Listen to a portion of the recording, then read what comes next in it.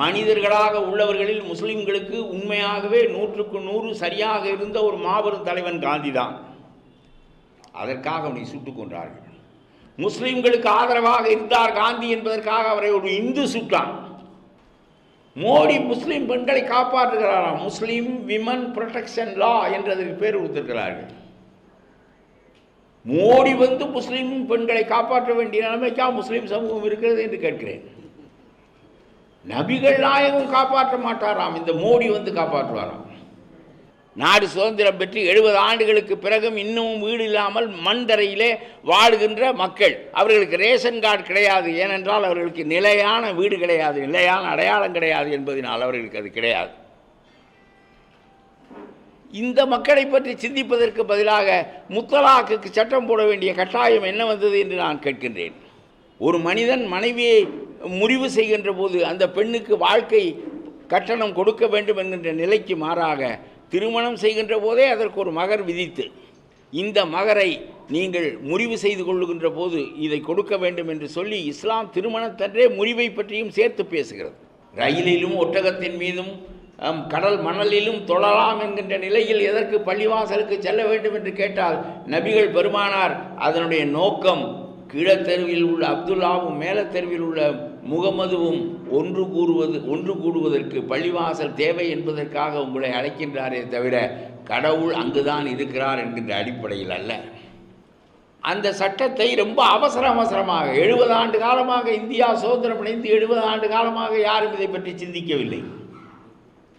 இப்பொழுது இருக்க அரசாங்கம் இந்த முஸ்லிம் பெண்களை உடனடியாக பாதுகாத்தே தீர வேண்டும் என்று சொல்லி இந்த சட்டத்தை அவர்களுக்காக போட்டிருக்கிறது. அந்த சட்டம் சொல்லுகிறது, முத்தலாக் என்று அடுத்தடுத்து ஒருவன் சொல்வானே ஆனால், தலாக் என்று அடுத்தடுத்து ஒருவன் சொல்வானே ஆனால் அது செல்லாது என்று சொல். என்றைக்கும் காஷ்மீர் பாதுகாப்பாக இருக்கும். முஸ்லீம் மக்கள் தங்களுடைய உரிமைகளை பறிக்க ஒரு காலத்திலும் ஒப்புக்கொள்ள மாட்டார்கள். காஷ்மீர் என்றைக்கும் இவர்களுக்கு அடிமையாகாது என்பதற்காகத்தானே அந்த 370வது பிரிவு. 50 ஆண்டுகளாக தமிழ்நாட்டில் அவர்கள் வேறு பிடிக்க முடியவில்லை. வடநாட்டில் சில இடங்களில் அவர்கள் வேறு பிடிக்க முடிந்ததை தவிர தென்னாட்டில் குறிப்பாக கர்நாடகா, அண்மையில் கர்நாடகாவை தவிர வேறு எந்த மாநிலத்திலும் அவர்கள் வேறு பிடிக்க முடியவில்லை. அதற்கு மிகப்பெரிய காரணம் இந்த தெற்கு பகுதியினுடைய பண்பாடு தான். நாம் எண்ணி பார்க்க வேண்டும், எதற்காக மனிதர்களை one nation, one language, one leadership என்று பேசுகிறார்கள். ஒரே மொழி, ஒரே நாடு, ஒரே தலைவர். ஒரே நாடு என்பது இந்து ராஷ்டிரா, ஒரே மொழி என்பது இந்தி மொழி, ஒரே லீடர் என்பது மோடி. வெட்கமில்லாமல் அவர்கள் சொல்லுகிறார்கள். நான் கேட்கிறேன், அது எப்படி இந்து நாடாக இருக்க முடியும்? இப்படி நீங்கள் ஒரு கருத்தை முன்வைப்பீர்கள் என்றுதான் ஜின்னா இந்த நாட்டை பிரித்து கொண்டு போனார். இப்படி சில பேர் வருவார்கள் என்று அவர் முன்கூட்டியே அறிந்திருந்தார். காந்தி எவ்வளவோ சொன்னார், ஜின்னா நீங்கள் நாட்டை பிளக்க வேண்டாம், பெரிய நாடாக இது இருக்கட்டும். இப்பொழுது என்ன பிரச்சனை, அதிகாரத்திற்கு வர முடியாது என்று அஞ்சுகிறீர்களா? ஜின்னா அவர்களே, இந்த நாட்டினுடைய தலைமை அமைச்சராக நீங்கள் ஆகுங்கள். ஜவஹர்லால் நேருவும் வல்லபாய் பட்டேலும் பக்கத்தில் இருக்கிறார்கள். காந்தி ஜின்னாவிடம் சொல்லுகிறார், நீங்கள் இந்த நாட்டின் தலைமை அமைச்சராக ஆகுங்கள், உங்களுக்கு கீழே துணை தலைமை அமைச்சராக ஜவஹர்லால் நேரு இருப்பார் என்று சொல்லுகிறார். ஜின்னா நேருவை பார்க்கிறார். இந்த நாடு பிளவுபடாமல் இருப்பதற்கு அது துணை புரியும் என்றால் நான் யாருக்கு கீழேயும் இருக்கின்றேன், எனக்கு அதில் ஒன்றும் ஜின்னாவிற்கு கீழே இருப்பதில் எனக்கு எந்த மறுப்பும் இல்லை என்று நேரு சொல்லுகிறார்.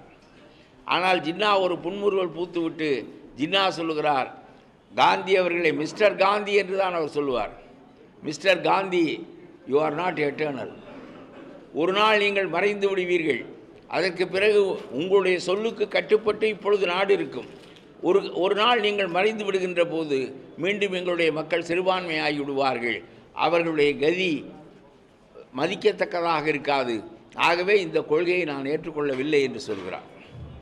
ஆகவே இந்த நாட்டினுடைய தலைமை அமைச்சர் பதவி என்கின்ற பெருமை வழங்கப்பட்ட போதும் ஜின்னா அதை ஏற்றுக்கொள்ளவில்லை.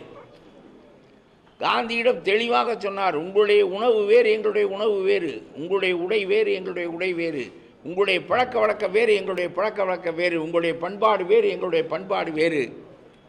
உங்களுடைய வழிபாட்டு முறை வேறு, எங்களுடைய வழிபாட்டு முறை வேறு, உங்களுடைய வேதம் வேறு, எங்களுடைய வேதம் வேறு, நாம் இருவரும் சேர்ந்திருப்பது என்பது நிகழ முடியாத ஒன்று. ஏன் சேர்ந்திருக்க முடியாது என்று காந்தி கேட்கிறார். ஜனநாயகம் என்பது மிகச்சிறந்த அமைப்பு என்று சொல்ல முடியாது. It has its own demerits. ஆகவே அது தன்னுடைய பலவீனங்களில் ஒன்று, கூடுதலான எண்ணிக்கை உடையவர்கள் எதை சொல்லுகிறார்களோ அதை செய்வதுதான் ஜனநாயகத்தினுடைய இயல்பு.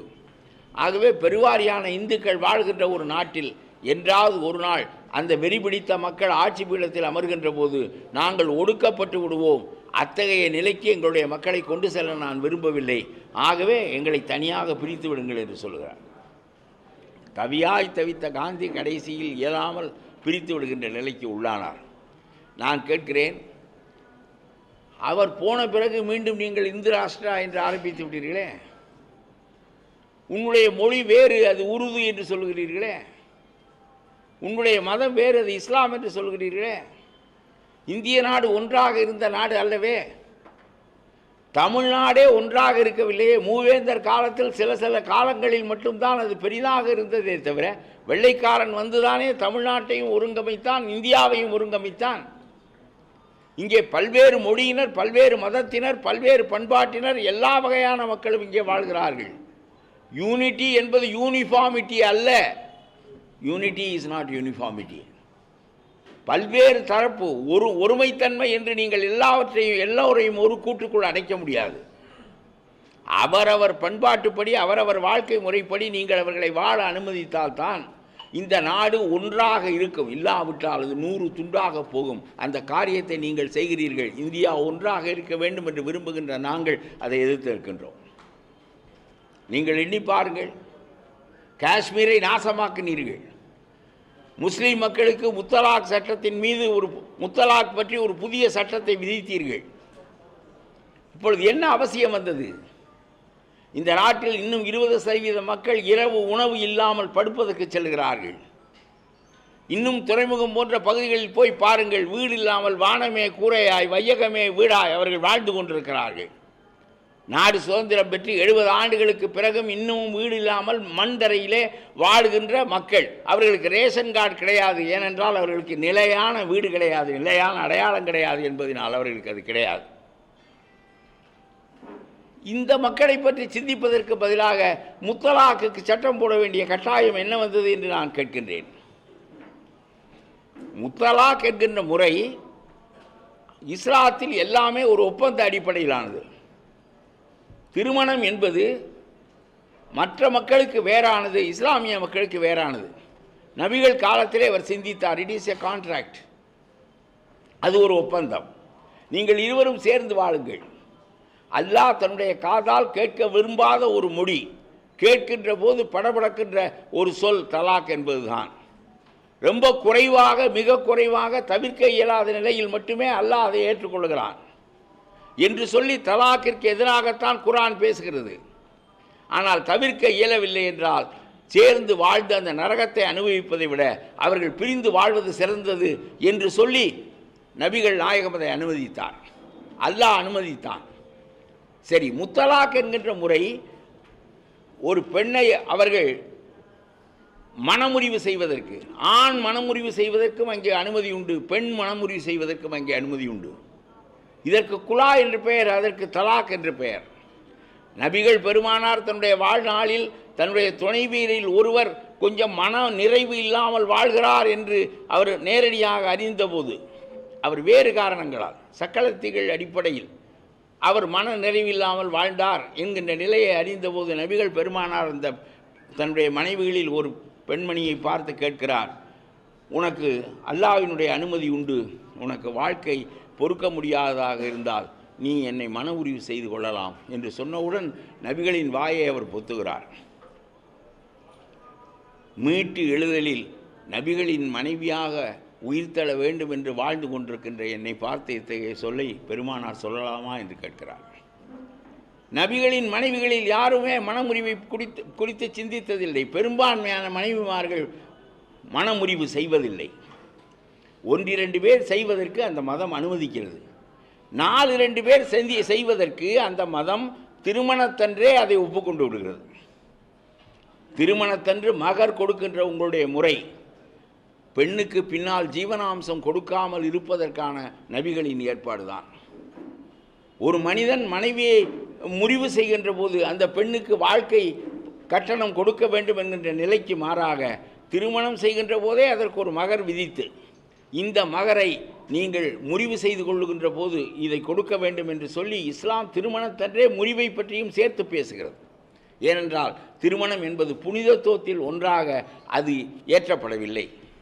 ஆகவே அவர்களுடைய வாழ்க்கை முறை அது எல்லாவற்றிலும் எளிய வாழ்க்கை முறை. பெருமானார் 5 நேரம் தொழுக வேண்டும் என்று சொன்னார். 5 நேரம் தொழுக வேண்டும் என்று சொன்னவர் ஒட்டகத்தின் மீது உட்கார்ந்து தொழலாம், கடற்கரை மணலில் உட்கார்ந்து தொழலாம், ஓடுகின்ற ரயில் வண்டியில் உட்கார்ந்து தொழலாம் என்று சொன்ன பெருமானார் எதற்காக பள்ளிவாசலுக்கு வர வேண்டும் என்று சொன்னார் என்று நான் பல சமயம் சிந்திப்பேன். இதற்கு பாங்கு சொல்ல வேண்டும். 4:45 மணிக்கு எங்கள் வீட்டுக்கு பக்கத்தில் இருக்கிற பள்ளிவாசலில் பாங்கு சொல்லுகின்ற ஒலி கேட்டுத்தான் நான் பல காலங்களில் எழுந்திருக்கிறேன். எதற்காக பாங்கு சொல்லி குறிப்பிட்ட நேரத்திற்கு அவர்களை வரவழைக்க வேண்டும்? அவர்களுக்கு இறைவன் வடிவமற்றவன், எங்கும் இருப்பவன். உங்களுடைய மனம் என்ன எண்ணங்களை பேசுகிறதோ அது இறைவனுக்கு கேட்கும். அது பள்ளிவாசலில் உட்கார்ந்து தான் அந்த சொற்கள் சொல்லப்பட வேண்டும் என்ற கட்டாயம் இல்லை. நாங்கள் கோயிலுக்கு போவதற்கு நியாயம் இருக்கிறது. அங்கேதான் நடராஜர் கூத்திடுகிறார். ஆகவே நான் சிதம்பரத்துக்கு போனால்தான் நடராஜரை பார்க்க முடியும், அங்கே போய்த்தான் நான் அவரை வணங்க வேண்டும் என்கின்ற நிலை எனக்கு இருக்கிறது. உங்களுக்கு அத்தகைய நிலை இல்லை. ரயிலிலும் ஒட்டகத்தின் மீதும் கடல் மணலிலும் தொழலாம் என்கின்ற நிலையில் எதற்கு பள்ளிவாசலுக்கு செல்ல வேண்டும் என்று கேட்டால் நபிகள் பெருமானார் அதனுடைய நோக்கம் கீழத்தெருவில் உள்ள அப்துல்லாவும் மேலத்தெருவில் உள்ள முகமதுவும் ஒன்று கூடுவதற்கு பள்ளிவாசல் தேவை என்பதற்காக உங்களை அழைக்கின்றாரே தவிர கடவுள் அங்குதான் இருக்கிறார் என்கின்ற அடிப்படையில் அல்ல. தன்னுடைய மதத்தை கட்டுகின்ற போதே இஸ்லாமிய சகோதரத்துவத்தை அடிப்படையாக வைத்துக்கொண்டு கட்டுகிறார். 5 கட்டளைகளின் மீது தான் இந்த குர்ஆன் அமைக்கப்பட்டிருக்கிறது. 5 தூண்களின் மீது தான் இஸ்லாம் அமைக்கப்பட்டிருக்கிறது. இந்த 5 தூண்களில் 2 தூண்கள் தொழுகை குறித்தவை. ஒன்று 5 நேரம் தொழ வேண்டும் என்பதை குறித்தது, இன்னொன்று வாழ்நாளில் முடிந்தால் ஒரு முறை மக்காவிற்கு வர வேண்டும் என்பது குறித்தது. 5 நேரம் தொழுவதும் குறிப்பிட்ட நேரத்தில் தொழுவதும் பள்ளிவாசலுக்கு வந்து தொழ வேண்டும் என்பதும் நீங்களெல்லாம் ஒன்று கூட வேண்டும் என்பதற்காகத்தான். இயலவில்லை என்றால் ரயிலிலே வணங்கிக் கொள்ளுங்கள், இயலுமானால் இங்கே வாருங்கள், பாங்கு சொல்லி அழைக்கிறோம், குறிப்பிட்ட நேரத்திற்கு வாருங்கள், வந்து ஒருவரோடு ஒருவர் நீங்கள் ஒன்று கலங்கள் என்கின்ற அடிப்படையிலே தான் அவர் உங்களை பள்ளிவாசலுக்கு அழைக்கிறார். அங்கே எந்த ஒருவர் முதுகை ஒருவர் பார்த்து கொண்டு நீங்கள் தொழுகிறீர்கள். இதற்கு ஏன் அங்கே வருகிறீர்கள் என்றால் அந்த ஒருமைப்பாடு, அந்த ஒற்றுமை, முஸ்லீம் சகோதரத்துவம், உலகம் முழுவதிலும் உள்ள அந்த சகோதரத்துவத்தை அவர் பெரிதாக 1400 ஆண்டுகளுக்கு முன்பு சிந்தித்திருக்கிறார். சரி, கீழத்தெருவும் மேலத்தெருவும் இங்கே சேர்ந்தால் போதுமா? ஆப்பிரிக்காவிலே உள்ள முஸ்லீமும் சீனாவிலே உள்ள முஸ்லீமும் நம்முடைய நாகப்பட்டினத்திலே இருக்கிற முஸ்லீமும் ஒன்று கூட வேண்டாமா? அதற்காகத்தான் மெக்காவுக்கு வர சொன்னார். மெக்காவுக்கு வா, உங்களுடைய நாடு, உங்களுடைய மொழி, அங்கே போய் எல்லா மக்களும் மண்டியிட்டு அல்லாஹு அக்பர் என்று கூவுகின்ற போது மொழி மறந்து விடுகிறது, இனம் மறந்து விடுகிறது, நாடு மறந்து விடுகிறது, அவன் வேற்றான் என்கின்ற எண்ணம் மறந்து விடுகிறது. எல்லாமும் மறந்து அல்லாஹு அக்பர் என்கின்ற ஒரு உணர்விலே எல்லோரும் ஒன்றி இருக்கின்ற நிலையை நோக்கி நபிகள் உங்களை செலுத்த முடிந்தது என்று சொன்னால், இவ்வளவு பெரிய ஒரு ஆர்கனைசரை, இவ்வளவு பெரிய கட்டமைப்பாளரை உலகம் நபிகளை தவிர வேறு யாரையும் தோற்றுவித்ததே இல்லை. ஒவ்வொரு கட்சி தலைவனும் கட்சியை எப்படி கட்டமைக்க வேண்டும் என்பதை நபிகளிடம் கற்றுக்கொள்ள வேண்டும். அந்த உணர்வை எப்படி கொண்டு வந்து சேர்க்கிறார் பாருங்கள். நான் நினைப்பேன் 5 கட்டளையில் 2 கட்டளை இந்த மக்களை இணைப்பதற்கான கட்டளை தான். ஜக்காத் கொடுக்க வேண்டும் என்கின்ற கட்டளை, இன்னும் எத்தனையோ சிறந்த கட்டளைகளெல்லாம் அதில் இருக்கின்றன என்றாலும் எவ்வளவு சிறப்பாக பல சமயங்களிலே பேசுவார். ஒருவன் வந்து சொல்லுகிறான், நபிகள் பெருமானே நான் 5 நேரம் தொழுகிறேன். சரி என்கிறார். நான் வரிசையாக சொல்லிக் கொண்டு வருகிறான், நபிகள் இன்னென்ன கட்டளைகளை எல்லாம் சொன்னீர்கள், அவற்றையெல்லாம் நான் நிறைவேற்றி விட்டேன். உங்களுடைய 5 கட்டளையில் நான் முதல் கட்டளையான அல்லாவின் தலைமையையும் ஏற்றுக்கொண்டேன், நீங்கள் நபிகள் என்பதையும் ஏற்றுக்கொண்டேன். இப்படி வரிசையாக சொல்லிக்கொண்டே வருகிறான். ஜக்காத் கொடுப்ப ஒவ்வொன்றாக சொல்லிக்கொண்டு வருகிற போது கடைசியாக நபிகள் அவரை பார்த்து கேட்கிறார், நீ ஜக்காத் கொடுக்கிறாயா என்று கேட்கிறார். ஜக்காத் என்பது 40 1 ரூபாய், 40 ரூபாயில் 1 ரூபாய், 100 ரூபாயில் 2.5 ரூபாய், குறைந்தது. கூடுதலாக கொடுப்பது வேறு.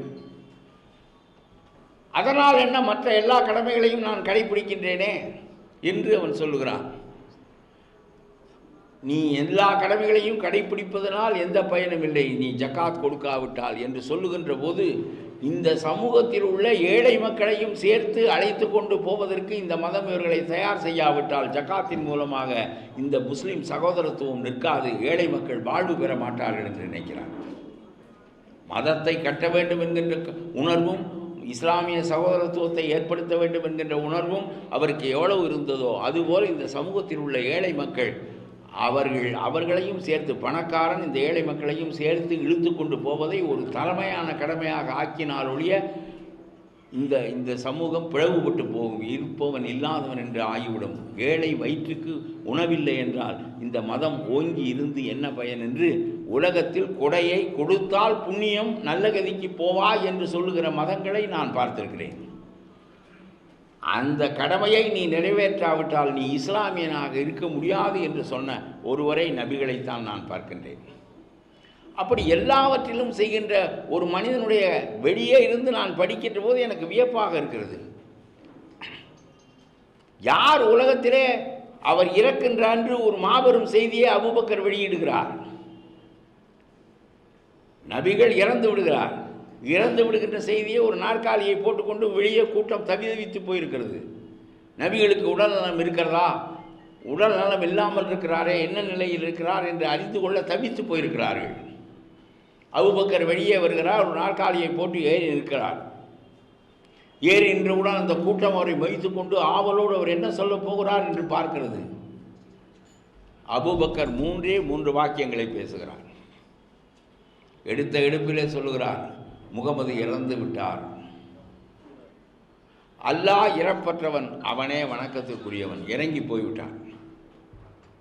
எவருடைய புகழை இறப்பன்று பேச வேண்டுமோ, எவருடைய துந்துவியை நாம் இறப்பன்று முழங்குவது நம்முடைய பழக்கமோ, அதற்கு நேர்மாறாக ஒரு செய்தியாக முகமது இறந்து விட்டார், அதுதான் செய்தி. அதற்கு மேலான செய்தி அடுத்தது, நேர்மாறான செய்தி, அல்லாஹ் இறப்பற்றவன், முகமது மனிதர், சாதாரணமானவர், அல்லாஹ் பெரியவன், வணக்கத்திற்குரியவன், அவன் இறப்பற்றவன், அவனே வழிபாட்டுக்குரியவன், நபிகள் அல்ல என்கின்ற செய்தியை நபிகள் இறந்த என்று தான் சொல்ல வேண்டுமா அபூபக்கர்?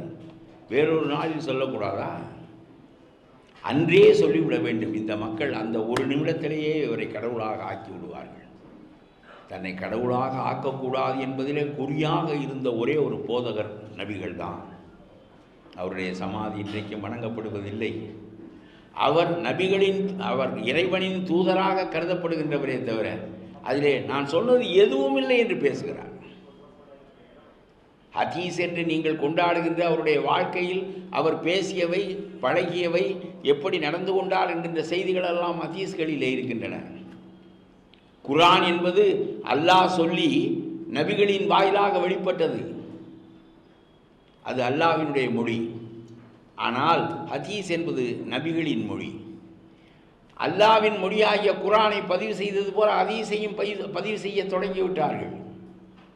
இந்த செய்தி தெரிந்தவுடன் நபிகள் கூப்பிட்டு, ஹதீஸ்கள், நான் வாழ்ந்த முறை, நான் பேசிய பேச்சுக்கள், என்னுடைய கருத்துக்கள் இவையெல்லாம் பதிவு செய்யக்கூடாது என்று தடுத்து விட்டார். அவருடைய வாழ்நாள் முழுவதும் ஹதீஸ்கள் பதிவு செய்யப்படவில்லை. ஏனென்றால் எது இறைவனுடைய வாய்மொழி, எது என்னுடைய மொழி என்கின்ற மயக்கம் ஏற்படும். இறைவனுடைய மொழி மட்டும்தான் மக்களுக்கு போய் சேர வேண்டுமே தவிர என்னுடைய மொழியும் போய் சேர்ந்து அதில் குழப்பம் ஏற்பட்டுவிடக்கூடாது என்று அவர் தெளிவாக கருதுகிறார். நான் பேசுவதிலே சரியானதற்கும் சரியில்லாததற்கும் நான் மனிதன், ஆனால் அல்லாஹ்வினுடைய வார்த்தைகள் மட்டும்தான் உலகத்தில் உலவ வேண்டும், ஆகவே ஹதீஸ்களை அழித்து விடுங்கள் என்று சொல்லிவிட்டார். ஆனால் நபிகளின் மறைவுக்கு பிறகு நபிகளோடு வாழ்ந்தவர்கள், பழகியவர்கள் எல்லோரும் எல்லா விதமான சாட்சியங்களோடும் அந்த ஹதீஸ்களை பதிவு செய்தார்கள். அதற்கு பிறகு இன்றைக்கு ஹதீஸ்கள் உங்களுக்கு கிடைக்கின்றன. ஆகவே எல்லாவற்றிலும் ஒரு மகத்தான ஒரு போதகர். அந்த மதம் அது அவர்களுடைய பழக்கப்படி இங்கே வாழட்டும். அந்த மதம் அவர்களை முத்தலாக் செய்வதற்கு அனுமதிக்கிறது. அந்த மதம் பெண்ணும் மனமுறிவு செய்து கொள்ளலாம் என்கின்ற உரிமையை கொடுத்திருக்கிறது. அதிலே போய் நீ எதற்கு கை வைக்கிறாய்? முஸ்லீம்களின் பாதுகாப்பு சட்டத்தை இந்திய அரசாங்கம் நிறைவேற்றி இருக்கிறது. முஸ்லீம் பெண்களின் பாதுகாப்பு சட்டம், முஸ்லீம் விமன் ப்ரொடெக்ஷன் லா என்பது அதற்கு பெயர். அந்த சட்டத்தை ரொம்ப அவசரமாக 70 ஆண்டு காலமாக இந்தியா சுதந்திரம் அடைந்து 70 ஆண்டு காலமாக யாரும் இதை பற்றி சிந்திக்கவில்லை. இப்பொழுது இருக்க அரசாங்கம் இந்த முஸ்லீம் பெண்களை உடனடியாக பாதுகாத்தே தீர வேண்டும் என்று சொல்லி இந்த சட்டத்தை அவர்களுக்காக போட்டிருக்கிறது. அந்த சட்டம் சொல்லுகிறது, முத்தலாக் என்று அடுத்தடுத்து ஒருவன் சொல்வானே ஆனால், தலாக் என்று அடுத்தடுத்து ஒருவன் சொல்வானே ஆனால் அது செல்லாது என்று சொல். அந்த பழக்கம் அவர்களிடம் இல்லை. இடைவெளி விட்டுத்தான் உலகம் முழுவதும் அது சொல்லப்படுகிறது. உமர் காலத்திலே ஏதோ ஒரு அவசரமான நிலைகளில் அது ஏற்றுக்கொள்ளப்பட்டது என்று சில குறிப்புகளில் நான் பார்த்திருக்கிறேன். அவ்வளவுதானே தவிர பெரும்பான்மையும் உலகத்தில் இடைவெளி விட்டுத்தான் அது சொல்லப்படுகிறது. ஏனென்றால் இடைவெளி விட்டு சொல்லப்படுகின்ற போது 1 மாதமோ 2 மாதமோ இடைவெளி விட்டு சொல்லப்படுகின்ற போது மீண்டும் மனம் ஆறிய பிறகு 2 தடவை சொன்னால் அது செல்லாது. 3ஆம் தடவை தலாக் என்று நீங்கள் சொல்லிவிட்டால் அல்லாஹ் வந்து கூட அந்த தலாக்கை பேர்க்க முடியாது. It is irrevocable. ரொம்ப அதிசயமானது அது. 3ஆவது தடவை, முதல் தடவை சொல்லிவிட்டீர்கள், அந்த தலாக்குக்கு வலிமை இல்லை. 2ஆவது தடவை சொல்லிவிட்டீர்கள், அப்பொழுதும் அந்த தலாக்குக்கு வலிமை இல்லை. 3ஆவதாக நீங்கள் சொல்லி முடித்து விட்டால் அந்த தலாக்குக்கு பிறகு நீங்கள் என்ன முயன்றாலும் அந்த திருமணத்தை மீண்டும் ஒட்ட வைக்க முடியாது.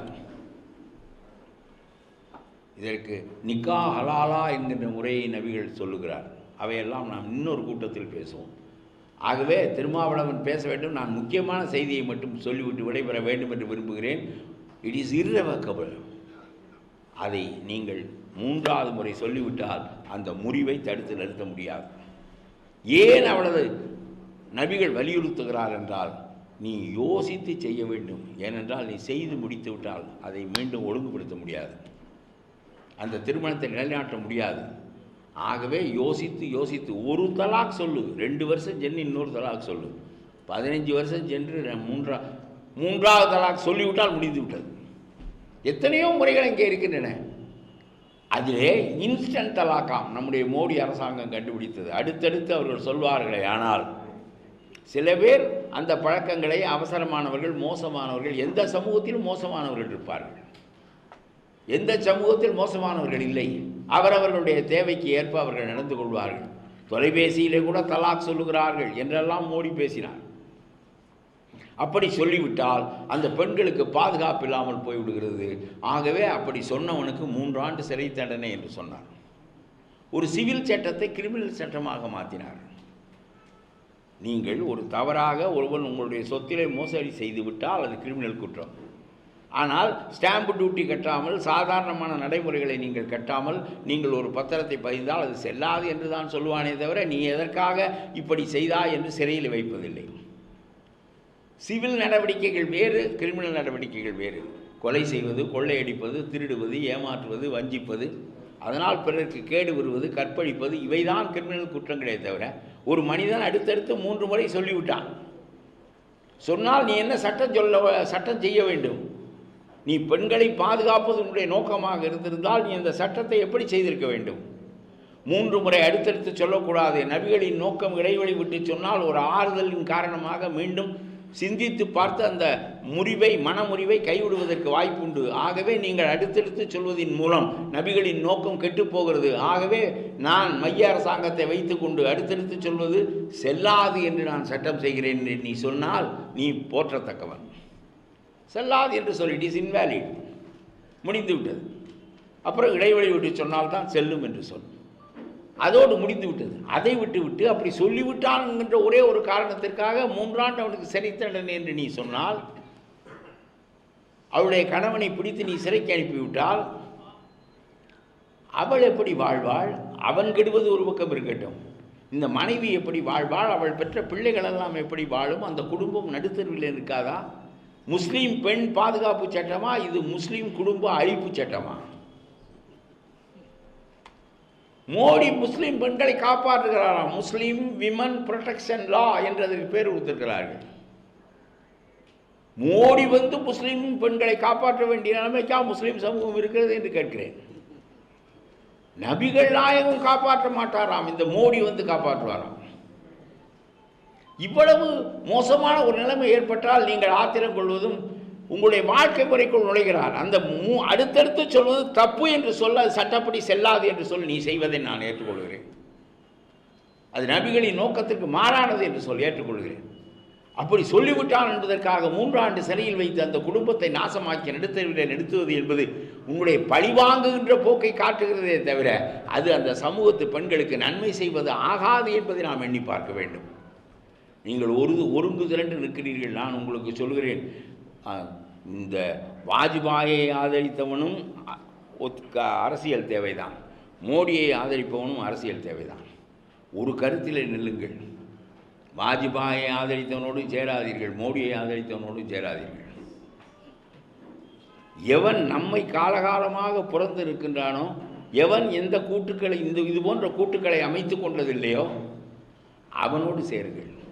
அப்படி இல்லையே ஒன்று திரண்டு நிற்கிறார்களே என்று சொன்னால், நிற்கின்றவர்களில் எவன் வாஜ்பாயோடோ எவன் மோடியோடோ சேராதவனோ அவனுக்கு வாக்களியுங்கள். நான் உங்களுக்கு சொல்கிறேன். இல்லாவிட்டால் இதற்கு ஒரு முடிவு காண முடியும் என்று எனக்கு தோன்றவில்லை. நபிகளை ஆதரிக்கிறவனும் அதில் இருக்கிறான், நபிகளை ஆதரிக்காதவனும் இருக்கிறான். நாம் ஏதோ ஒரு காரணம் பற்றி கோபதாபங்களில் போடுகின்ற ஒன்று நம்முடைய நோக்கத்தை நிறைவேற்றுவதற்கு பயன்படுவதில்லை. ஆகவே சொல்கிறேன், மற்றவர்களுக்கெல்லாம் பொருளாதார பிரச்சனை, வறுமை பிரச்சனை, மற்றவையெல்லாம் பிரச்சனை, உங்களுக்கு வாழ்க்கையினுடைய நிலை பேரே பிரச்சனை. Survival is your question. You are struggling for survival. உங்களுடைய சமூகத்திற்கு மட்டும் இத்தகைய நிலை ஏற்பட்டிருப்பது குறித்து நான் உண்மையிலேயே உங்கள் மீது பரிவு கொள்கிறேன். உங்களுடைய துயரத்தில், உங்களுக்கு ஏற்பட்டிருக்கின்ற நெருக்கடியில் உங்களோடு நிற்க வேண்டும் என்கின்ற எண்ணத்திலே தான் நம்முடைய ஜமாலி ரகுமத்தல்லா ஜமாலி கூப்பிட்ட போது நான் வந்தேன். என்ன நியாயம்? அவரவர் மதத்தின்படி வாழட்டும், அவரவர் கருத்துக்களின்படி வாழட்டும். எல்லாரையும் ஒரு கூட்டுக்குள் அழைப்பதும், இந்து ராஷ்டிரா என்று சொல்வதும், நீ இந்தி என்று சொல்வதும், ஒரே தலைவன் மோடி என்று சொல்வதும், இது என்ன நியாயம் என்று கேட்கிறேன். முத்தலாக் என்ற சட்டத்தின் மூலம் இந்த சமூகத்திற்கு செய்ய வேண்டிய கேடுகள் மட்டுமல்ல, காஷ்மீரை நாசமாக்கினார்கள். பாகிஸ்தான் என்கின்ற சொல்லிலே உள்ள கே என்பது காஷ்மீரைத்தான் குறிக்கும், பி என்பது பஞ்சாபை குறிக்கும், கிழக்கு பஞ்சாப், எஸ் என்பது சிந்துவை குறிக்கும். அவையெல்லாம் பாகிஸ்தானில் இருக்கின்றன. அந்த பாகிஸ்தான் என்கின்ற எழுத்திலே உள்ள கே மட்டும் பாகிஸ்தானில் இல்லை, அது காஷ்மீர். இந்த இத்தனை மாநிலங்களையும் சேர்த்து ஒரு நாட்டை உண்டாக்குகிறேன் என்று தான் ஜின்னா 15 வருடத்துக்கு முன்னால் சொன்னார். அதில் காஷ்மீர் மட்டும் விடுபட்டு போய்விட்டது. அந்த காஷ்மீர் விடுபட்டு இந்தியாவோடு இருந்ததை நினைத்து பார்த்தால் அவர்களுக்கு கொடுத்த சலுகைகள் எவ்வளோ நியாயமானவை. ஜவஹர்லால் நேரு எவ்வளோ பெரிய ராஜதந்திரி, he was a great diplomat என்பது உங்களுக்கு தெரிய வரும். ஷேக் அப்துல்லா ஜின்னாவோடு சேர்ந்திருக்கலாம். இந்தியாவிலேயே ஒரே ஒரு மாநிலம் முற்றிலும் முஸ்லீம்களாக இருக்கிற மாநிலம் காஷ்மீர் தான். அந்த மாநிலம் நியாயமாக ஜின்னாவோடு வந்துவிடும் என்று ஜின்னா எதிர்பார்த்து ஆட்டுக்குட்டிகள் எல்லாம் பின்னால் வரும் என்று அவர் முன்னால் நடக்கிறார். எல்லா ஆட்டுக்குட்டிகளும் வந்து விட்டது, காஷ்மீர் மட்டும் வரவில்லை. புரியவில்லை ஜின்னாவுக்கு, எப்படி இவன் வராமல் இருக்க முடியும் என்று. நம்முடைய ஷேக் அப்துல்லா அவர் ரொம்ப நேர்வோடு நெருக்கமானவர், ஒரு ஜனநாயக மனப்பான்மையுடையவர். சுதந்திரமாக இருப்பது என்பது அவருக்கு ரொம்ப விருப்பமான ஒன்று. இதே சமயத்தில் ஜின்னா படையை அனுப்பிவிட்டார். அங்கே இருக்கிற இந்தியாவிலே 2 வியப்பான ஒன்று, முஸ்லீம்கள் மாநிலத்தை ஒரு இந்து மன்னர் ஆண்டார். ஹைதராபாத் போன்ற இந்துக்களின் மாநிலத்தை ஒரு முஸ்லீம் மன்னர் ஆண்டார். இது 2ம் வித்தியாசம். ஹைதராபாத்துக்குள் படையை அனுப்பி முஸ்லீம் மன்னருடைய மணிமுடியை பறித்து ஒன்றாக்கி விட்டார்கள். பிரச்சனை அங்கே இல்லை, இது நாட்டின் நடுவில் இருக்கிறது. ஆனால் காஷ்மீர் எல்லையோரத்தில் இருக்கிறது. அது இராணுவ கேந்திர முக்கியத்துவம் வாய்ந்த ஒரு மாநிலம்.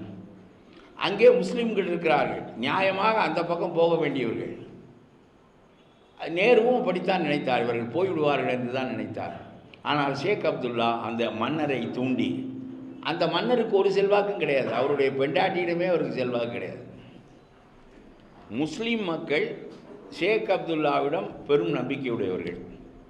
ஆகவே ஷேக் அப்துல்லா நினைத்தார் இந்தியாவோடு இணைவோம். ஆனால் ஜின்னா வைத்த வாதங்களை அவர் மறக்கவில்லை. உன் உணவு வேறு, என் உணவு வேறு, உன்னுடைய பண்பாடு வேறு, என்னுடைய பண்பாடு வேறு, உன்னுடைய வேதம் வேறு, என்னுடைய வேதம் வேறு என்று அவர் சொன்னதை ஷேக் அப்துல்லா மறக்கவில்லை. நம்முடைய மக்களுக்கு கேடாக நாம் ஒரு காரியத்தை செய்துவிட்டால், இந்துக்களின் நாட்டிலே கொண்டு போய் ஒரு முஸ்லீம் மாநிலத்தை இணைத்து விட்டால் அதனால் வருகின்ற கேடு நம்முடைய மக்களுக்கான கேடல்லவா, நம்முடைய விருப்பம் முக்கியமானதில்லை. ஆகவே நாம் நேருவிடம் பேசுவோம் என்று பேசுகிறார். நாங்கள் இந்தியாவோடு இணைந்திருக்கிறோம், நீங்கள் படையை அனுப்பி முஸ்லீம் படையை, இஸ்லாமிய பாகிஸ்தான் படையை தடுத்து நிறுத்திக் கொள்ளுங்கள். ஆனால் உங்களோடு நாங்கள் இணைந்திருப்பதற்கு எங்களுக்கு சில நிபந்தனைகள் உண்டு, எங்களுக்கு சில வாக்குறுதிகள் வேண்டும், அதுவும் அரசியல் சாசன ரீதியாக வேண்டும் என்று அவர் கேட்கிறார். என்ன வேண்டும் என்று அவசரமாக நேரு கேட்கிறார். சிறப்பு உரிமை எங்களுக்கு வேண்டும், சிறப்பு உரிமை வேண்டும். என்ன சிறப்பு உரிமை? நீங்கள் பெருவாரியாக இந்துக்கள் உள்ள நாடு, ஆகவே எங்களை போட்டு அமைக்கி விடுவீர்கள். ஜின்னா எச்சரித்தும் நான் கேட்காமல் உங்களோடு சேருகின்ற போது இந்திய அரசியல் சாசனத்தில் செய்யப்படுகின்ற எந்த சட்டமும் கன்னியாகுமரியில் செல்லும், அஸ்ஸாமில் செல்லும், ஹைதராபாத்தில் செல்லும், பம்பாயில் செல்லும், எல்லா இடத்திலும் செல்லும், ஜம்மு காஷ்மீரில் செல்லாது. காஷ்மீர்காரன் இந்த சட்டத்தை நானும் ஏற்றுக்கொள்கிறேன் என்று சொன்னால் மட்டுமே செல்லும் என்று அரசியல் சாசனத்தில் நீங்கள் எழுதி தர வேண்டும் என்று சொன்னான். எப்படி எப்படி கேட்டிருக்கார் பாருங்க. அவன் தன் மக்களுக்கும் கேடு செய்யவில்லை, அதே சமயத்தில் இந்த நாட்டோடு இணைந்திருக்க வேண்டும் என்றும் அவர்கள் விரும்பினார்கள். எங்களுடைய நிலத்தில் ஒரு அங்குல மண்ணை கூட வேறு எவனும் கவரக்கூடாது என்று சொன்னார் ஷேக் அப்துல்லா. இங்க இருக்கிற பிர்லா, இங்க இருக்கிற அதானி எல்லாரும் போய் காஷ்மீரில் நிலம் வாங்க முடியாது.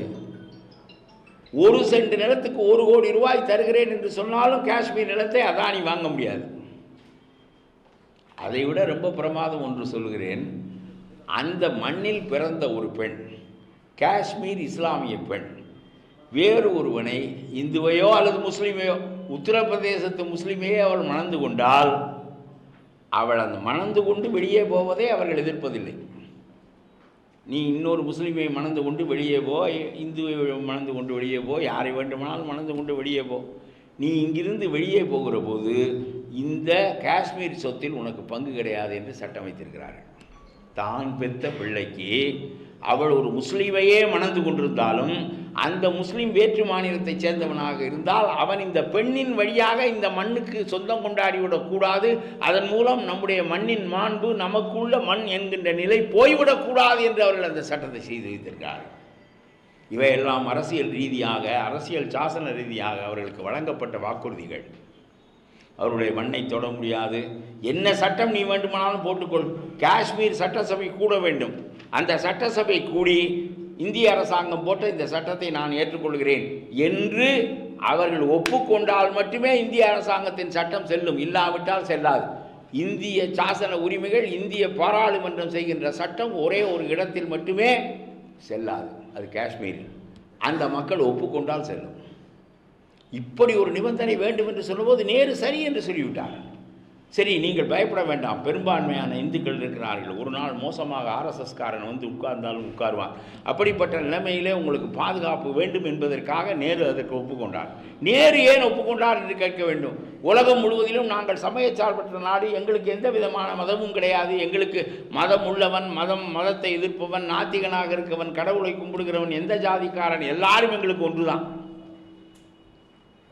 அப்துல்லாவுக்கு மதம் உண்டு, ஆறுமுகசாமிக்கு மதம் உண்டு, அந்தோணிக்கு மதம் உண்டு, அரசாங்கத்திற்கு மதம் கிடையாது. அரசாங்கம் உயிரற்ற ஒன்று, அது ஒரு எந்திரம், அந்த எந்திரத்துக்கு மதம் கிடையாது. பாகிஸ்தானில் அந்த எந்திரத்துக்கு மதம் உண்டு, அதான் அவர்களுடைய சிந்தனை. ஆனால் இந்தியாவிலே அத்தகைய சிந்தனை வராமல் இருப்பதற்கு காந்தி காரணமாக இருந்தார். காந்தி என்கின்ற மகத்தான மனிதன்தான் நான் கேட்டால் அல்லாவுக்கு அடுத்தபடியாக, அல்லாவுக்கு நிகர் மனிதர்களை பேச வேண்டாம், அதற்கு பிறகு நபிகளுக்கு பிறகு நான் சொல்கிறேன், நபிகளையும் பேச வேண்டாம், தீர்க்கதரிசி மனிதர்களாக உள்ளவர்களில் முஸ்லிம்களுக்கு உண்மையாகவே 100க்கு 100 சரியாக இருந்த ஒரு மாபெரும் தலைவன் காந்தி தான். அதற்காக அவனை சுட்டுக் கொன்றார்கள். முஸ்லிம்களுக்கு ஆதரவாக இருந்தார் காந்தி என்பதற்காக அவரை ஒரு இந்து சுட்டான். முதல் பயங்கரவாதம் தோன்றியது. காந்தி செய்த பிழை முஸ்லிம்களுக்கு ஆதரவாக இருந்தார் என்பதுதான். ஆனால் இந்த உயிர் உயரிய நோக்கத்திற்கு போனது. சிறுபான்மை மக்களை காக்க வேண்டும் என்பதில் காந்தி குறியாக இருந்தார். ஜின்னா சொல்லிவிட்டார், இந்த நாட்டில் எங்களை போட்டு நீங்கள் அமுக்கி விடுவீர்கள் என்று. அமுக்க மாட்டோம். எங்களுடைய அரசாங்கத்திற்கு மதம் கிடையாது. எவனும் மத அரசாங்கத்தின் வழியாக உங்களை தொந்தரவு செய்ய முடியாது. நான் இந்த நாட்டை சமயச்சார்பற்ற நாடாக, it is a secular state என்று அறிவித்து விடுகிறேன் என்று நேரு அறிவித்தார். அதற்கு காந்தி காரணமாக இருந்தார். அவ்வளவு ஒரு பெரிய சிறப்பு வாய்ந்த ஒரு நாடு, சிறப்பு வாய்ந்த ஒரு கொள்கை. அந்த கொள்கையில் இவ்வளவு பெரிய பாதுகாப்பை முஸ்லீம் மாநிலத்துக்கு ஏற்படுத்தி கொடுக்க முடிந்ததற்கு காரணம், ஒரு சமயச்சார்பற்ற நாட்டில் முஸ்லீம்கள் விரும்பி எங்களோடு இணைந்திருக்கிறார்கள் என்பதை உலகத்திற்கு சொல்லி ஜின்னாவினுடைய கொள்கையை நாங்கள் தோற்கடித்து விட்டோம். ஜின்னா நம்ப மறுத்தார். நீங்கள் எங்களை அழுத்தி அமுக்கி விடுவீர்கள் என்று எங்களை நம்ப மறுத்தார். நாங்கள் சட்டத்திலே பாதுகாப்பு கொடுத்தோம், சமயச்சார்பற்ற நாடு என்று சாசனத்திலே அறிவித்தோம். ஆகவே எல்லா வகையாலும் அந்த மக்கள் எங்களை நம்பி இருக்கிறார்கள். யார் அங்கே போயிருக்க வேண்டியவர்களோ அவர்கள் அங்கே போகாமல் எங்களோடு இருக்கிறார்கள் என்று நேரு உலகத்திற்கு சொல்ல விரும்பினார். உலகத்துக்கு சொன்னார். ஆனால் 70 ஆண்டுகளுக்கு பிறகு அந்த மாநிலத்தை சிதைத்து கடைசியில் அரசியல் சாசனத்தையே உங்களுக்கு சொல்லுகிறேன். அந்த ஒரு செய்தியை மட்டும் சொல்ல வேண்டும் என்று முக்கியமாக நினைக்கிறேன். அந்த 370வது பிரிவு ரொம்ப முக்கியமானது. இந்திய திருமாவளவன் போன்ற பாராளுமன்ற உறுப்பினர்கள் எல்லாம் கூடி காஷ்மீர் இந்தியாவை சேர்ந்தது, அவர்களுக்கு சிறப்பு. அவர் சொல்லவில்லை, ஒரு பேச்சுக்கு சொல்கிறேன். பாராளுமன்ற உறுப்பினர்களின் வலிமைக்கு சொல்லுகிறேன். பாராளுமன்ற உறுப்பினர்களெல்லாம் கூடி இந்த சட்டத்தை செய்தாலும், நான் முன்னரே சொன்னேன், காஷ்மீர் சட்டமன்றம் கூடி இந்த அரசியல் சாசனத்தை 370வது பிரிவு சிறப்பு அந்தஸ்து எதற்கு, சிறப்பு மதிப்பு எதற்கு காஷ்மீர் மக்களுக்கு என்று கேட்கிறது. அந்த உரிமையை 370வது பிரிவை நீக்க விரும்புகிறது பாராளுமன்றம் என்று எல்லாரும் ஓட்டு போட்டாலும் காஷ்மீர் சட்டமன்றம் கூடி அப்படி அவர்கள் சொல்வதை நாங்கள் ஏற்றுக்கொள்கிறோம். எங்களுக்கு 370வது பிரிவின் கீழ் உள்ள சிறப்பு மதிப்பு வேண்டாம் என்று சட்டமன்றம் அதை ஒப்புக்கொண்டிருக்க வேண்டும். ஒப்புக்கொண்டால் அரசியல் சாசனப்படி அது நியாயமாக இருந்திருக்கும். ஆனால் என்ன செய்தார்கள் தெரியுமா? எந்த முஸ்லீம் அதுக்கு ஒப்புக்கொள்வான்? எந்த சட்டமன்றம் அதற்கு ஆதரவு கொடுக்கும்? அதனால தானே அந்த நிபந்தனையை ஷேக் அப்துல்லா விதித்தார். என்றைக்கும் காஷ்மீர் பாதுகாப்பாக இருக்கும், முஸ்லீம் மக்கள் தங்களுடைய உரிமைகளை பறிக்க ஒரு காலத்திலும் ஒப்புக்கொள்ள மாட்டார்கள், காஷ்மீர் என்றைக்கும் இவர்களுக்கு அடிமையாகாது என்பதற்காகத்தானே அந்த 370வது பிரிவு. நாங்கள் ஒப்புக்கொண்டால்தான் உங்களுடைய சட்டம் செல்லும் என்று வைத்திருக்கிறோம். ஆகவே இந்த 370வது பிரிவுக்கு சட்டமன்றம் கூடி ஒப்புதல் கொடுத்தால்தான் அரசியல் சாசனத்தில் செல்லுபடி ஆகும் என்கின்ற நிலையில் சட்டசபையை கலைத்தார்கள். நான் சொல்லுகிறேன், இது ஒரு பேடித்தனம். சட்டசபையை, காஷ்மீர் சட்டசபையை கலைத்தார்கள். தேர்ந்தெடுக்கப்பட்ட அரசை வீட்டுக்கு விரட்டினார்கள். விரட்டிவிட்டு ஆளுநருடைய ஆட்சியை ஏற்படுத்தினார்கள். ஆளுநர் காஷ்மீரின் சார்பாக 370வது சிறப்பு சட்டத்தை ரத்து செய்யலாம் என்று கையெழுத்து போட்டு கொடுத்தார். ஆளுநர் யார்? உங்களுடைய பொம்மை. மக்களின் பிரதிநிதிகள் சட்டமன்றத்தில் கூடி 370வது பிரிவை நீக்க வேண்டும் என்று ஒப்புக்கொண்டிருந்தால் அது நியாயம். அப்படி பிரிவை நீக்குவது நியாயம் என்று ஆளுநர் கையெழுத்து போட்டுக் கொடுக்கிறார். உன்னுடைய ரப்பர் ஸ்டாம்ப். ஒரு மனிதனுக்கு அந்த உரிமை என்ன இருக்கிறது? மக்களின் பிரதிநிதிகளுக்கு அல்லவா இருக்கிறது. இதை உச்ச நீதிமன்றத்தில் கொண்டு போனார்கள். உச்ச நீதிமன்றத்தில் இன்றைக்கு வரையிலும் இந்த வழக்கு எடுக்கப்படவும் இல்லை, இதற்கு முடிவு சொல்லப்படவும் இல்லை. அதனால் தான் நான் உங்களிடம் பேசுவதற்கு வந்தேன். இங்கிலாந்தினுடைய பிரதமர் பாராளுமன்றத்தை கொஞ்ச நாட்களுக்கு முன்பு பாராளுமன்றத்தை பழிச்சென்று முடக்கிவிட்டார். முடக்கிய இங்கிலாந்துக்கும் இதுக்கும் எப்படி நடக்கிறது? ரூல் ஆஃப் லா என்று சொல்லுகிறார்களே, இது ஒரு செய்தி மட்டும் சொல்லிவிட்டு அண்ணனுடைய பேச்சுக்கு நான் இடமளிக்க விரும்புகின்றேன். ரூல் ஆஃப் லா என்று சொல்கிறார்கள். பாராளுமன்றத்தை முடக்கிவிட்டார் ஒரு இங்கிலாந்தினுடைய பிரதம மந்திரி. முடக்கிவிட்டு அவர் வெளிநாடுகளுக்கு சுற்றுப்பயணம் போய்விட்டார். ஏனென்றால் அவருடைய கட்சியினுடைய பெரும்பான்மை உறுப்பினர்கள் அதற்கு வாக்களித்து விட்டார்கள்.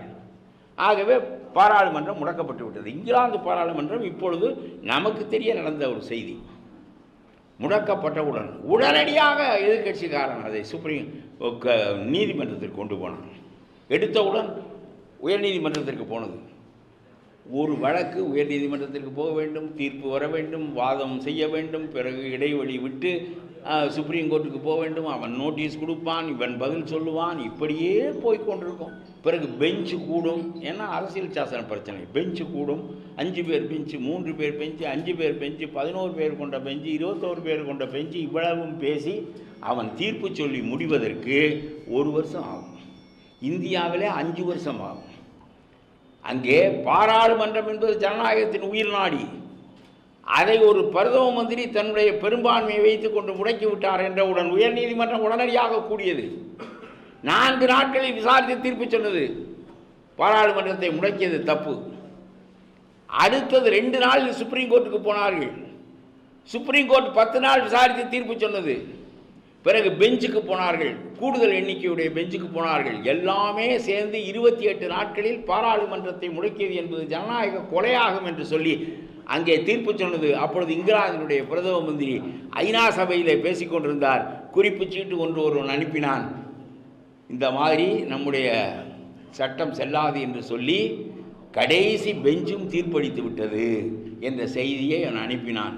வெளியே வந்தார். நான் என்னுடைய பதவியை ராஜினாமா செய்கிறேன் என்று பிரதம மந்திரி செய்துவிட்டு வெறும் ஆளாக, பிரதம மந்திரியாக அமெரிக்காவுக்கு போனவர் வெறும் ஆளாக லண்டனுக்கு திரும்பினார். இப்படி அரசியல் சாசனத்திற்கு மாறாக ஒருவன் நடந்து கொண்டான் என்கின்ற செய்தி எல்லா வழக்குகளும் நிறுத்தப்பட்டன, வேகப்படுத்தப்பட்டன வழக்குகள் எல்லாம். அந்த பாராளுமன்றம் சிறந்ததா, நம்முடைய அந்த நீதி அமைப்பு சிறந்ததா, நம்முடைய நீதி அமைப்பு சிறந்ததா? 28 நாட்களில் பாராளுமன்றத்தை தூக்கி நிறுத்தி விட்டார்கள். பிரதம மந்திரியை விரட்டி விட்டார்கள் பதவியிலிருந்து. இங்கே ஒரு கவர்னர் கையெழுத்து போட்டு காஷ்மீரின் சிறப்பு சட்டத்தை நீக்கலாம், 370 நீக்கலாம் என்று ஒரு கவர்னர் கையெழுத்து போடுகிறார். ஒரு கவர்னர், மக்களின் பிரதிநிதி அல்ல, சட்டமன்றம் அல்ல, ஒரு கவர்னர் கையெழுத்து போட்டதை அடிப்படையாக வைத்துக்கொண்டு நீ செய்தது செல்லாது என்று நாம் நீதிமன்றத்திற்கு போனால் நீதிமன்றம் இந்த வழக்கை எடுக்கவில்லை. இன்னும் காஷ்மீர் மக்கள் அடிமையாக வாழ்ந்து 5 தலைமுறை அழிந்த பிறகும் கூட இந்த வழக்கை எடுத்தால் என்ன, எடுக்காவிட்டால் என்ன? இது ஜனநாயகத்தை காக்கின்ற முறையா? நீங்கள் கொதித்தெழுவதிலே என்ன குறை இருக்கிறது என்று நான் கேட்கின்றேன். சிறுபான்மை மக்கள், ஜனநாயகத்தின் மிகப்பெரிய சீர்கேடு சிறுபான்மை மக்களை அழித்து விடுவதுதான். அதனால் காந்தியும் நேருவும் சிறுபான்மை மக்களுக்கு தனி பாதுகாப்பு அளித்தார்கள். மைனாரிட்டிஸ் என்பது இங்கே it is a privilege here. நேருவின் காலத்திலும் காந்தியின் காலத்திலும் காந்தி என்கின்ற மகத்தான மனிதன் மறைந்து விட்டான். அவருடைய மகனை அந்த காலத்தில் கொஞ்சம் முஸ்லீம்கள் இவனை முஸ்லீமாக மாற்றினார்கள், ஹரிதாஸை. அவன் அங்கேயும் போய் நிலையாக இல்லை, திரும்ப வருகிறேன் என்று சொன்னான். காந்தி அந்த மகனுக்கு சொன்னார், அது நல்ல மதம், நல்ல விஷயங்களை போதிக்கின்ற மதம், நீ முஸ்லீமாக ஆனது குறையானதல்ல, அங்கேயே இரு, நன்மார்க்கனாக நபிகளின் மூலமாவது மாறு என்று சொல்லி தன்னுடைய மகனுக்கு சொன்னான். காந்தி மாதிரி ஒரு மனிதன் 1000 வருடம் ஓய்ந்து கிடந்த இந்தியாவிற்கு வாராது போல வந்த மாமணி, அவனை போன்ற மனிதர்கள் அழிந்த பிறகு இப்பொழுது ரொம்ப மோசமான மனிதர்களின் கைக்கு இந்த நாடு வந்துவிட்டது. அதனுடைய காரணமாக சட்டங்கள் எல்லாம் தூக்கி எறியப்படுகின்றன, நீதிமன்றங்கள் எல்லாம் வேடிக்கை பார்த்து கொண்டிருக்கின்றன. ஆகவே நான் சொல்லுகிறேன், சிறுபான்மை மக்கள் தங்களை தாங்களே காத்துக்கொள்ள வேண்டிய நிலை மட்டுமல்ல, செக்யூலர் மைண்டட் பர்சன்ஸ் என்று சொல்லப்படுகின்ற சமயச்சார்பற்ற பிற மக்களோடு நீங்கள் கலந்து நில்லுங்கள். எவனோடு சேர்ந்து நின்றாலும் சரி, நீங்கள் அவனுக்கு வாக்களிக்காதீர்கள். அது ஒன்றுதான் உங்கள் கையில் இருக்கிற லாஸ்ட் வெப்பன், கடைசி ஆயுதம். நேற்று இவன் யாரோடு சேர்ந்தான், முந்தா நாள் இவள் எவனோடு ஓடி போனாள் என்று கேட்கிறீர்கள் அல்லவா? இவள் முந்தா நாள் அவனோடு ஓடினாள், இப்பொழுது இவள் இவனோடு ஓடியிருக்கிறாள் என்று சொல்லி இவளையும் தள்ளி அவளையும் தள்ளுவது போல எவள் எவனோடு போயிருந்தாலும் சரி, இந்த 100 ஆண்டு கால ஆர்எஸ்எஸ் வரலாற்றில் எவன் அவளோடு போயிருந்தாலும் சரி, அவர்கள் நம்பத்தக்கவர்கள் இல்லை என்று மாநில அரசியலில் நீங்கள் முடிவு செய்ய வேண்டிய காலம் அது. உங்களுடைய பாதுகாப்புக்கு நீங்கள் உறுதியாக நில்லுங்கள். எங்களை போன்ற, திருமாவளவனை போன்ற செக்யூலர் மைண்டட் பர்சன்ஸ் உங்களுக்கு உறுதுணையாக இருப்போம். நாங்களெல்லாம் உறுதுணையாக இருப்பது இருக்கட்டும், அல்லாஹ் உங்களுக்கு உறுதுணையாக இருப்பான். அல்லாஹ் உங்களுக்கு உறுதுணையாக இருப்பான்.